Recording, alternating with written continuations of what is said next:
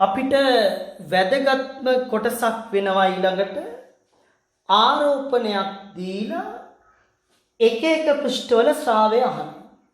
Exam එකේදී. දැන් පුතාලා මූලිකව ක්‍රම දෙකක් දන්නවා ශ්‍රාවය ලියන්න. එකක් තමයි phi සමානයි EA කියන එක. අනිත් එක තමයි phi සමානයි ඒක ලියන්නේ ගauss ප්‍රමේය q divide by epsilon naught කියලා ලියනවා. මේක ඕන නම් තව phi සමානයි sigma q විදියටත් අනුකලනයත් එක්ක මාධ්‍යයක් නැතුව භාවිත කරලා ලියන්න පුළුවන් කිව්වා. මේවා ෆැකල්ටි වලදී භාවිත වෙනවා කිව්වා. මේ කේලර වලදී අපි කෙලින්ම ගන්න. හරි. අපි එක්සැම්පල් එකකට ගියාමයි ඕක හොඳට තේරෙන්නේ. අපි යන් එක්සැම්පල් එක මේ බලන්න. ආරෝපණයක් තියනවා q කියලා. ආපහු මෙතනත් ආරෝපණයක් තියනවා q කියලා. මෙතන හරියටම මේ ආරෝපණය වට කරලා තියෙන පෘෂ්ඨයකින් මේකේ තියෙන්නේ මේ විදිහට. ආරෝපණයේ තියෙනවා කේන්ද්‍රේ මේ විදිහට. ඒ කේන්ද්‍රයේ තියෙනකොට හරියටම අර සම්පූර්ණ ගෝලයෙන් භාගයයි මෙතන තියෙන්නේ. අහනවා මෙන්න මේක S1 නම් මේක S2 නම් phi S1 මොකක්ද phi S2 මොකක්ද කියලා. මෙන්න මේ ගණන් හරිම වැදගත් වෙනවා ගණන් වලට යන හැටි. බලමු. අපි බලන්නේ ඉස්සල්ලාම මේකෙන් බල රේඛා කොහොමද යන්නේ කියලා. දැන් පුතාලා දන්නවා පොසිටිව් charge එකක් තිබ්බහම ඒ පොසිටිව් charge එකෙන් ත්‍රිමාණව තමයි මේ බල රේඛා විහිදිලා යන්නේ. ත්‍රිමාණව. එතකොට මේකෙන් එන බල රේඛා ත්‍රිමාණව මේ හැම පැත්තටම යනවා. හැබැයි මේ S1 කියන ගෝලයෙන් එතකොට හොඳට තේරෙනවා මේ තියෙන බල රේඛා වෘත්තයක් නෙමෙයි මේ තියෙන බල රේඛා ගෝලයක්. මම කිව්වා බල රේඛා පෘෂ්ඨයට ඡේදනය වෙච්ච ගමන් ශ්‍රාවය තියනවා කියලා. එහෙනම් මේ S1ට මේ q පිට කරන සියලුම බල රේඛා අයිති වෙනවා. ඒ නිසා S1 කියන පෘෂ්ඨයෙන් q පිට කරන සියලුම බල රේඛා ඡේදනය කරනවා. ඒ නිසා අපි ශ්‍රාවය ලියන්නේ q බෙදීම epsilon naught. එහෙනම් q ට අර සම්පූර්ණ qම ගන්නවා හේතුව අපේ පෘෂ්ඨයට ඔය q පිට කරන සියලුම බල රේඛා ඡේදනය වෙනවා. සියලුම බල රේඛා ඡේදනය වෙනවා. ඊළඟ අපි දෙවෙනි එකට යමු. බලන්න දෙවෙනි එක ගත්තාම පළවෙනියට බලන්න මෙන්න මේ මම කියන පෘෂ්ඨය. දෙවෙනියට මම ලියන්න යන්නේ මෙන්න මේ පෘෂ්ඨය ගැන. S2 කියන පෘෂ්ඨය. Q වලින් බල රේඛා මෙහෙම ත්‍රිමාණව පිට වෙනවා. ගෝලයක්ම ගත්තොත් ඔක්කොම බල රේඛා කැපෙනවා. හැබැයි අපිට S2 කියලා තියෙන ගෝලයෙන් භාගය. ඒ නිසා අපි ගණන් වලදී පුතේ කරන්නේ මෙන්න මේකයි. හරියටම ආරෝපණය සමමිතිකව වට වෙලා නැත්තම් ආරෝපණයේ කේන්ද්‍රයේ තියලා සමමිතිකව වට කරන්න. වට කරලා බලන්න අපෙන් අහන ශේෂ්ඨඵලය මුළු ශේෂ්ඨඵලයෙන් කොච්චරයිද කියලා. දැන් මේක ලියන්න පුතාලට තේරෙනවා. ඔන්න ඔබ ලියනවා බලන්න. q දෙන්නේ මේ සම්පූර්ණ ගෝලයට. q සම්පූර්ණ q දෙන්නේ ගෝලයට. ඔක්කොම කැපෙන්නේ ගෝලයට. හැබැයි දැන් කැපෙන්නේ ගෝලයෙන් භාගය. එහෙනම් මෙයා දෙන බල රේඛාවලින් ශේෂයෙන් භාගයයි මෙයා කපන්නේ. හැමතිස්සෙම බල රේඛා අතර අනුපාතය අපි සලකන ශේෂ්ඨඵල අතර අනුපාතයට සමානයි. මුළු ශේෂ්ඨඵලයෙන් බල රේඛා ත්‍රිමාණව පිට වෙන්නේ ගෝලයක. ඒ මුළු ශේෂ්ඨඵලයෙන් ගෝලයෙන් භාගයයි S2 කියන්නේ. එහෙනම් මෙතන දාන්න පුතේ q බෙදීම දෙකයි. epsilon naught කොහොමද වෙනවා? මොකද phi කියන්නේ q බෙදීම epsilon naught මේක වාතයේ තියෙන නිසා.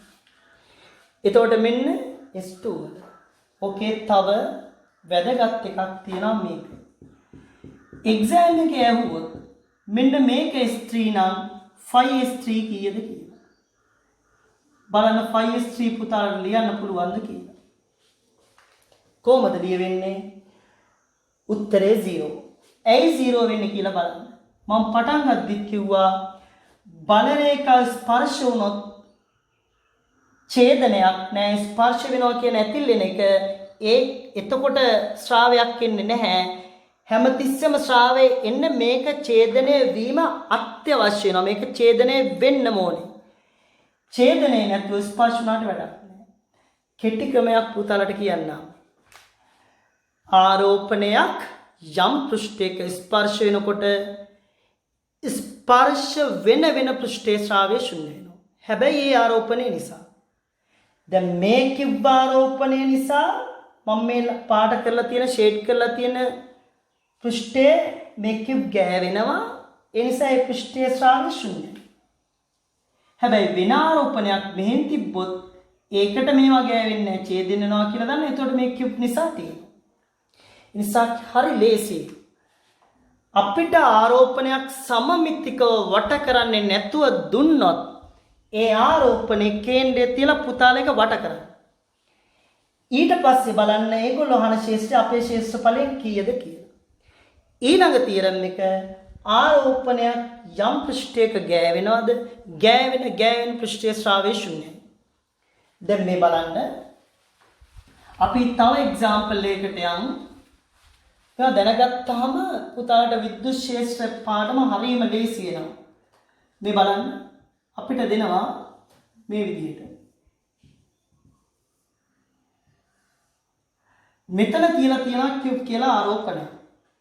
පුතාලගේ මේ ගානේ ප්‍රශ්න තුනක් අහනවා. එකක් තමයි මෙන්න මම මේ ෂේඩ් කරන එකේ ශ්‍රාවය කොච්චරද කියලා. ඒක. අනිත් එක මෙන්න මේ ෂේඩඩ් ඒරියා එකේ ශ්‍රාවය කොච්චරද කියලා. අනිත් එක මේක. අපි මේ තුන මේක S1 මේක S2 මේක S3 කියලා ගමු. අපි බලමු ඉස්සෙල්ලා ශ්‍රාවය ලියන ක්‍රම. මම ලියන්න යන්නේ 5S1 5S2 5S3. බලන්න මේ ආරෝපණය හොඳට තේරෙනවා. මේ අර දොඩම් ගෙඩියකින් 4 එකක් කපලා වගේ මේක ලම්බකයි. එතකොට මේ ආරෝපණය S1 වල ස්පර්ශ වෙනවා. ඒක නිසා 5S1 0. මේ ආරෝපණය S2 වල ස්පර්ශ වෙනවා 0. කිව්වා ආරෝපණය ස්පර්ශ වෙන පෘෂ්ඨයේ ශ්‍රාවය බිඳුවයි කියලා. දැන් පුතාලා යන 5S3 වලට. හැබැයි 5S3 වලට යන්න ඉස්සලා අපි මේක සම්පූර්ණ සම්මිතික වට කරන්න ඕනේ. so that charge is at center. මේ ආරෝපණයේ කේන්ද්‍රය තියෙන විදියට මේක සමමිතිකව වට කරන්න. පුතාලට තේරෙනවා හොඳට මේක සමමිතිකව වට කෙරුවම එන්නේ ගෝලයක්. ඒ ගෝලෙන් 4න් එකයි මේකට තියෙන්නේ S3 වලට. එහෙනම් Q පිට කරන ත්‍රිමානව මෙහෙම පිට කරන බල රේඛා වලින් 4න් එකයි මෙන්න මේ පෘෂ්ඨයට આવන්නේ. මේ පෘෂ්ඨයට આવන්නේ මේ ගෝලයටම දෙන බල රේඛා වලින් 4න් එකයි. එහෙනම් සමීකරණය Q divide by epsilon naught. හැබැයි Q මහු වෙන්නේ සම්පූර්ණ ගෝලයට. අපිට අහු වෙන්නේ Q වලින් පිට කරන එක 4 එකයි. සම්පූර්ණ වට කෙරුවා කේන්ද්‍රයකින් මුළු ගෝලයෙන් කීයද කියලා බලුවා අපිට සලකන පෘෂ්ඨය. අපි තව එක්සැම්පල් එකකට යමු. බලන්න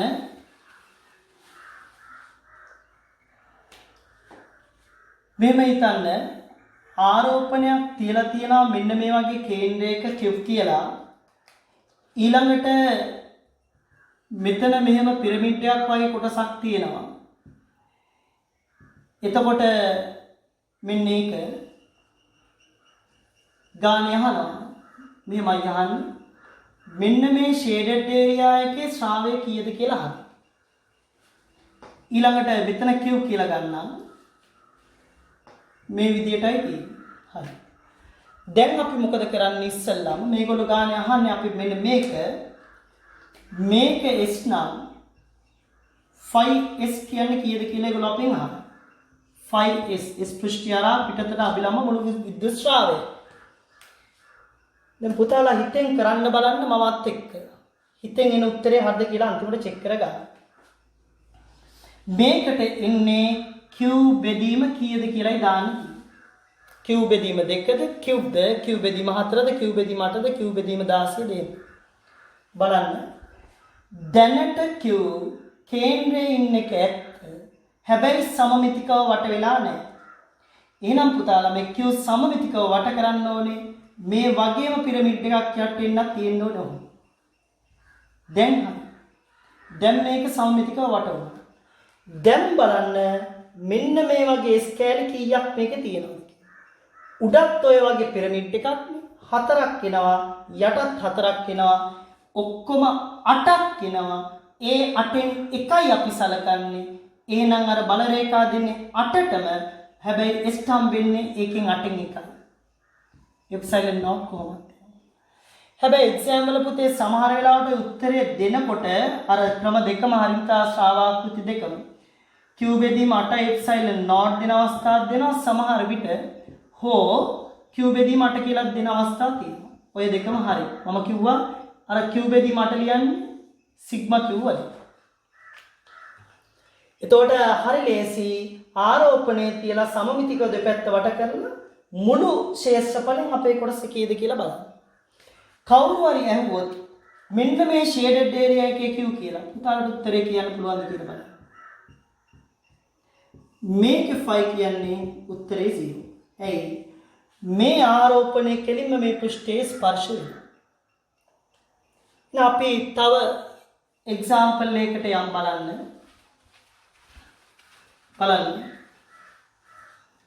මේක හොඳට තනියම ආපහු රිපීට් කරන්න ගෙදරදී.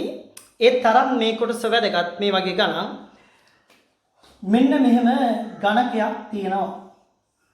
q ගණකයක් කිව්වම පැති 6ක් තියෙනවා.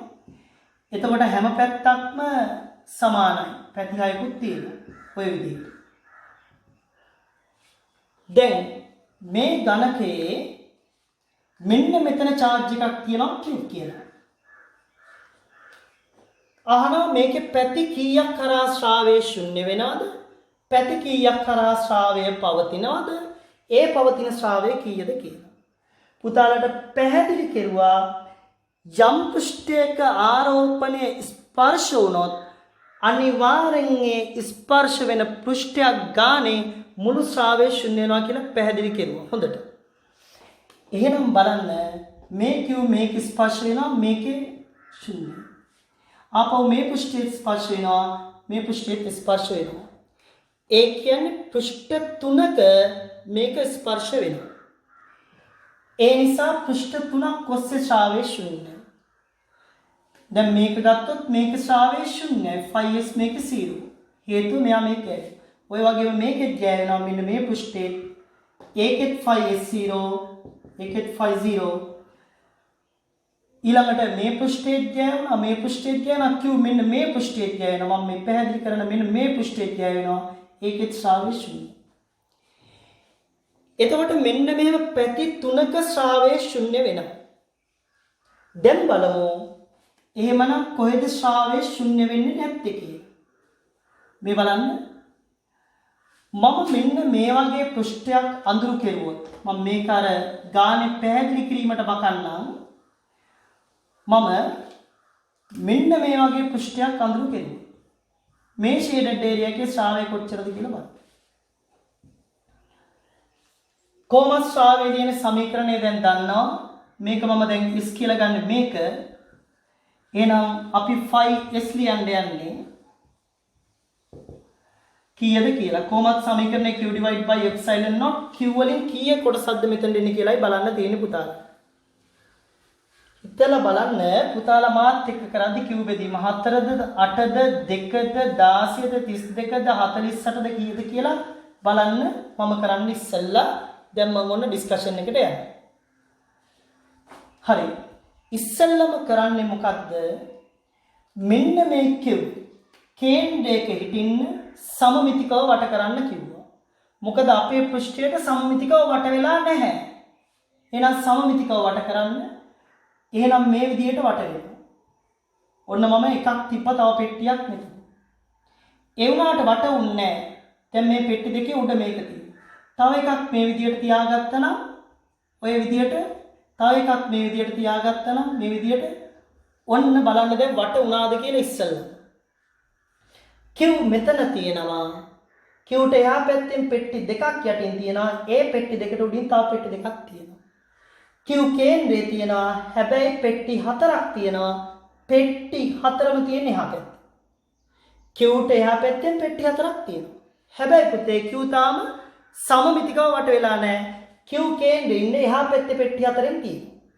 සමමිතිකව වට වෙන්න හරියටම Q කොහොම තියාගෙන තවත් ඉස්සරහින් පෙට්ටි හතරක් තිබ්බනම් නේද? එහෙනම් මේක සමමිතිකව වට කරන්න පෙට්ටි 8ක් වුවමනා වෙනවා. 8ක්. එතකොට පෙට්ටි 8ක් තියෙන ලොකු ගණකයක් එන්නේ. අන්නේ ගණකයට තමයි මේ Q වලින් දෙන සම්පූර්ණ එක පෘෂ්ඨයේ ඡේදනය කරගෙන යන්නේ. එතකොට බලන්න Q කේන්ද්‍රයේ තියෙන විදිහට එහා පැත්තේ පෙට්ටි 4යි මේ පැත්තේ පෙට්ටි 4යි. එක මුහුණතක හිටිනා මේ වගේ පෘෂ්ඨ 4ක් 1යි 2යි 3යි 4යි. හැබැයි ගණකයක පැති 6ක් තියෙනවා. එතකොට පුතේ Q කේන්ද්‍රයේ තියෙන පෙට්ටි 8ක් එහා පැත්තේ 4යි මෙහා පැත්තේ 4යි තිබ්බාම තියෙනවා ගණකයකට පැති 6යි එක පැත්තක මේ වගේ පැති 4ක් හිටිනවා. එතකොට ඒ වගේ පැති 6ක් තියෙනවා. එතකොට Q වලින් දෙන මුළු ආරෝපණය මෙන්න මේ වගේ පෘෂ්ඨ 24ක් කරා යනවා. 6 වරක් 4 24. එහෙනම් Q වලින් දෙන බල රේඛා සම්පූර්ණ Q ලියන්න පුළුවන් මෙන්න මේ පැති 24ම හරහා. හැබැයි එහෙනම් අපිට දෙන්නේ ඔය Q වලින් ඒ 24ට දෙන ඒවයෙන් කීයද කියලා බලන්න. ඒ 24ටම දෙන බල රේඛා වලින් එක කොටසයි අපිට තියෙන්නේ. එහෙනම් Q දාන්න බෑ. Q බෙදීම 24 දාන්න. හෝ දැන් මම කිව්වා මේ උත්තරේ හෝ Q බෙදීම 24 කියලා මෙහෙම ලියන්නත් පුළුවන්. හෝ කියලා මෙහෙම ලියන්නත් පුළුවන් සිග්මා Q. ඒක අවශ්‍ය නැහැ අපිට ඒ උත්තර දෙකම දුන්නට ඒ ගැන වොරි වෙන්න එපා. මේ ක්‍රමය අල්ලගන්න. අනුපාතය ගන්න. Q කේන්ද්‍රයේ තියාගත්ත සම්පූර්ණ වට කෙරුවා. ඒ වට වෙන මුළු වර්ගඵලය බලනවා මේ වගේ කීයද කියලා. මේ S වගේ 24ක් තියෙනවා. අපේ S කියන්නේ ඒ 24 එකයි. එහෙනම් වර්ගඵල අතර අනුපාතයේ ආරෝපණය අතර අනුපාතයට සමාන උත්තරේ Q බෙදීම 24යි. එහෙනම් පුතාලා බලන්න මේ එක්සැම්පල් එකත් අන්තිමට මෙහෙම ගණකයක් තියෙනවා. මේ ගණකේ මේ හැම තැනකම ආරෝපණ 30යි තියෙන්නේ. මේ හැම පැත්තකම ආරෝපණ තියෙනවා. හැම ශීර්ෂයකම ආරෝපණ තියෙනවා. ආනා මේ ඕනම පෘෂ්ඨයක් කරා ශ්‍රාවය කීයක් වෙනවද කියලා මම මේක S කියලා ගන්නම්. 5S තමයි අහන්නේ. ඉස්සෙල්ලා බලමු සමීකරණයේ ඉන්නේ කොහොමද Q divide by epsilon naught Q කීයෙන් බෙදෙනවද කියලා දාගන්නයි මෙතන තියෙන්නේ. ඔන්න බලන්න මේ Q මේ පෘෂ්ඨයේ ස්පර්ශ වෙනවා. මේ Q මේ පෘෂ්ඨයේ ස්පර්ශ වෙනවා. මේ Q නිසා ශ්‍රාවයක් නෑ. මේ Qත් ස්පර්ශ වෙනවා. ඒ වගේ මේ දෙකත් ස්පර්ශ වෙනවා. ඒ නිසා මේ Q හතර දෙනා නිසා ශ්‍රාවයක් නෑ. හැබැයි පුතේ මෙතනින් දෙන Q වලින් එන බල රේඛා මේවට ඡේදනය වෙනවා. එහෙනම් අපි ඉස්සෙල්ලා හැදුවා මේ Q නිසා Q කේන්ද්‍රය තියලා වට කෙරුවාම පෙට්ටි 8ක් එනවා. එතකොට පැති 24ක් එනවා. මේ එකක එන්නේ මේ Q නිසා එන්නේ 24. හැබැයි ප්‍රශ්නයක් තියෙනවා. මේ Q වලුත් මෙතනට බල රේඛා ඡේදනය වෙනවා. මේ Q වලින් එන බල රේඛා ඒවත් මේ පෘෂ්ඨයට ඡේදනය වෙනවා මෙහෙම. 2යි මේ Q වලින් එන බල රේඛාත් මේකට ඡේදනය වෙනවා 3යි. ආපහු බලන්න මෙයා නිසත් වෙනවා. මෙයා නිසත් වෙනවා 1යි 2යි. මේ මම ඇඳලා නැති යහා පැත්තේ තව එක්කෙනෙක් ඉන්නවා මෙන්න මෙහි. එයාගෙනුත් එනවා. ඇයි මෙතන 8 දෙනෙක් ඉන්නවනේ මම එන් දෙනෙක් තුනට මේ එහා පැත්තෙත් එකක් තියෙනවා මෙතන. එයාගෙත් මෙතෙන්ට බල රේඛා දෙනවා. එනම් පුතේ එකක් නිසා q බෙදීම 24යි. මේ ඉස්සරහා ඉන්න 4 දෙනා නිසා මේ ඉස්සරහා පෘෂ්ඨයට ශ්‍රාවය නෑ මේ පෘෂ්ඨයට නෑ. හැබැයි මේ 3 දෙනයි එහා පැත්තේ මම ඇඳපු නෙත් තව එක්කෙනෙක් ඉන්නවා. ඒ 4 දෙනාම දෙනවා.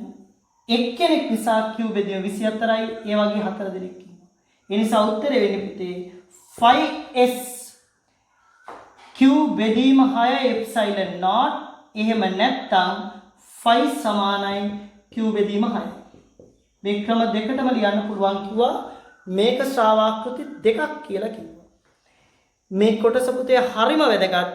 මේ තමයි ආරෝපණාශ්‍රයෙන් ශ්‍රාවය ලියන හැටි මූලික ක්‍රමය. මම ඒකට සමරයිස් කරුවොත් මේ ඔක්කොම මෙහෙමයි වෙන්නේ. පුතාලා නෝට් එකක් හදාගන්න. ශ්‍රාවය ලියන මූලික ක්‍රම දෙකයි. එකක් අර්ථ දැක්වීමෙන්. එතකොට ශ්‍රාවයේ ඒකක වෙන්නේ මේකේ ඒකක ලියන්න පුළුවන් පුතාලට මතකයි වෝල්ට් මීටරයට. මොකද EQ ඩෙල්ටා V බෙදීම D ඍණ ලක්ෂණක් තියෙනවා. ඒක අතාරනවා ගන්න. ඉම්වලදී මේක උටෙද්දි වෝල්ට් මීටරයට කියනවා. එතකොට වර්ග මීටර කියලා මෙතනට එනවා. ඒ නිසා ශ්‍රාවයේ එක හැදෙන විදිය පුතාලට දන්නවා වෝල්ට් මීටර කියලා හැදෙනවා. මෙන්න ඒක නිසා ශ්‍රාවයේ ඒකක. එතකොට මේ සුළු කිරීම පැහැදිලි. මෙන්න ශ්‍රාවයේ ඒකක. ඒක නිසා මේක ලිවිය යුතු නැහැ. ඊළඟට මේ හැම තිස්සෙම ඒට ලම්බකෝණයක් ගන්න ඕනේ. නැත්තම් ලම්බක වෙන්න E විභේදනය කරන්න ඕනේ. හැම තිස්සෙම E ලම්බක වෙන්න ඕනේ. දෙවැනි ක්‍රමය තමයි ගවුස් ප්‍රමේය. ගවුස් ප්‍රමේය කියන්නේ විද්‍යුත් ක්ෂේත්‍රයේ අඳිනු ලබන ඕනෑම හැඩයකින් යුත් කල්පිත පෘෂ්ඨයක් කරා පිටතට අභිලම්බ මුළු විද්‍යුත් ශ්‍රාවය. මුළු විද්‍යුත් ශ්‍රාවය phi නම් phi සමාන q බෙදීම epsilon නම්. හෝතව ක්‍රමයක් q phi සමානයි sigma q කියලා. ඒ ලෙවල් වලදී අපි ගන්න මේක කියලා කියනවා. මේ q කියන්නේ සම්වෘත පෘෂ්ඨය තුල අඩංගු මුළු ආරෝපණය කියලා කියනවා. මේ තමයි අපි විද්‍යුත් ශ්‍රාවය ලියන මූලික ක්‍රමය. අර්ථ දැක්වීම සහ ගවුස් ප්‍රමේය ආශ්‍රය.